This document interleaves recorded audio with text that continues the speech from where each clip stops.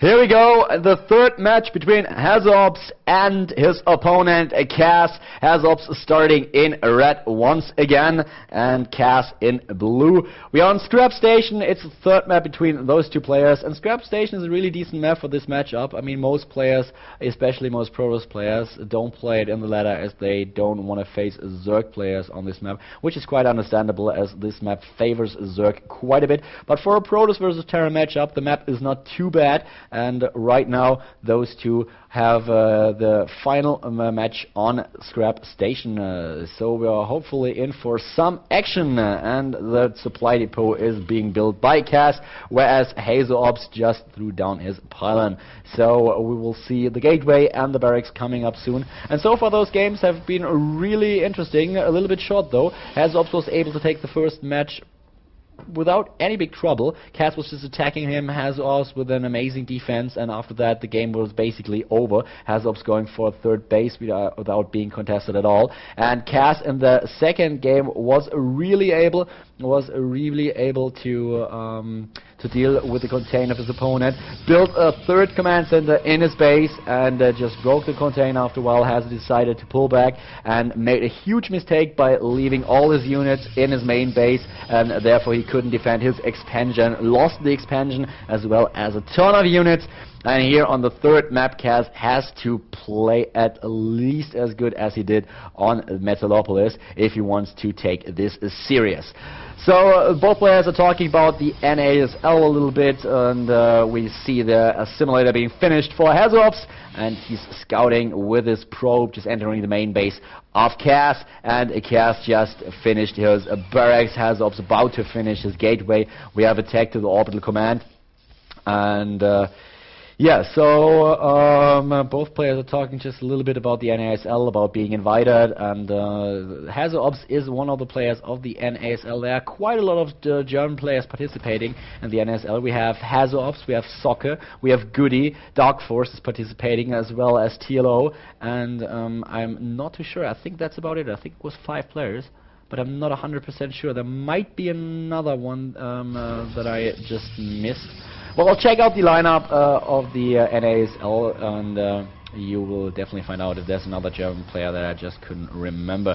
The cybernetics core for HasuObs just finished, and he's producing his first Zealot as well as the first Stalker. And for the Terran player, we see another expansion. We have a command center, so once again, Cass is relying on an early expansion, and he's adding a reactor to his barracks, adding another supply depot, and will rely on Marines in order to defend his fast expansion. While HasuObs is taking the second gas again. And once again, if you just look on the minimap, we have HasuObs with a red Nexus and yellow buildings. He's playing as a yellow Protoss player and has a red Nexus, so this looks a little bit stupid, but it's kind of funny. I mean, do you remember all those graphic bugs that one could encounter in the early stages of StarCraft 2? It was quite funny. Supply depots that were orange or baby blue or something like that. Looked really, really nice, and it was a lot of fun. And this time we have Hasu as a yellow Protoss player with a red Nexus. That's something you don't see every day. So we have 32 supply for the Protoss player, 25 for his opponent, and right now Cass adding another barracks, another 2 barracks, as he should, in order to get out those Marines as fast as possible and be able to deal with some pressure by HasuObs. But he doesn't have to worry about that, because HasuObs is just adding 2 more gateways, is taking it easy. He won't foregate his opponent, but he's placing a pylon in the back of the natural expansion of the Terran player. So Cass should definitely scout, and he is doing exactly that, killing off the probe, and he's scouting the pylon as well. So HasuObs has to cancel that pylon, which he didn't do. No, he's just waiting, and those Stalkers will be able to take out 1 more Marine. No, they won't, losing sight. And here comes the Protoss player, and the bunker not finished yet by Cass. Cass producing more Marines, is waiting with his SCVs as well. We have 40 supply against 34, and of course another couple of upgrades are being researched by the Terran player. We have concussive shells as well as the Stimpack. Here comes the Protoss player, and HasuObs just putting some pressure on the economy units of his opponent, killing one SCV after the next. A really nice job by HasuObs. And right now, the Terran player is down to 20 harvesters, 20 against 28, and HasuObs is warping in his own Nexus. So, well, Kaz has to be careful about that, and he's just producing more units. He's producing Marauders, he's producing Marines, going for his upgrades, adding more bunkers. He's adding 2 more bunkers, and is making use of his mules as well. So his income is on nearly 900. HasuObs with the map control, though. He has 2 more gateways being built right now, and is adding a Twilight Council once again.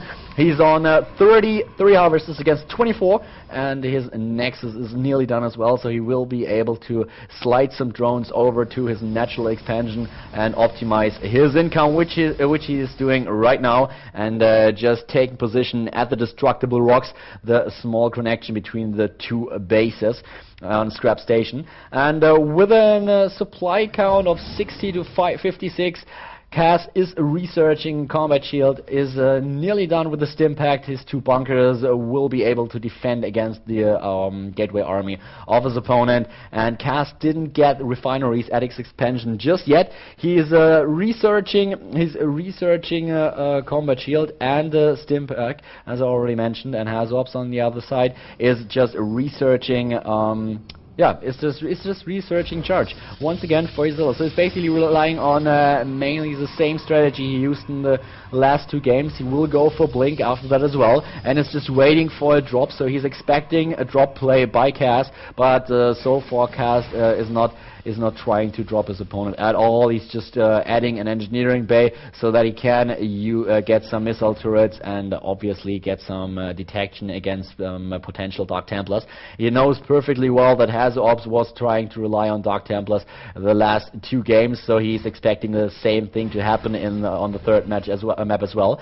We have a forge being built for HasuObs. He needs some upgrades for his units. We have 81 versus 82 supply on Harvest Device. We have 40 to 38. Here comes the Terran player. Combat Shield is done, so is the Stim, and he's going for the destructible rocks, the backdoor entrance to the expansion of HasuObs. And HasuObs is just waiting with his Zealots and his Stalkers, and here comes the Dark Shrine once again, the armor upgrade for the Protoss player, and he knows perfectly well what Kaz is doing, and thanks to the pylon, and is warping in more Zealots using his Guardian Shield, and here we go, here comes HasuObs. Kaz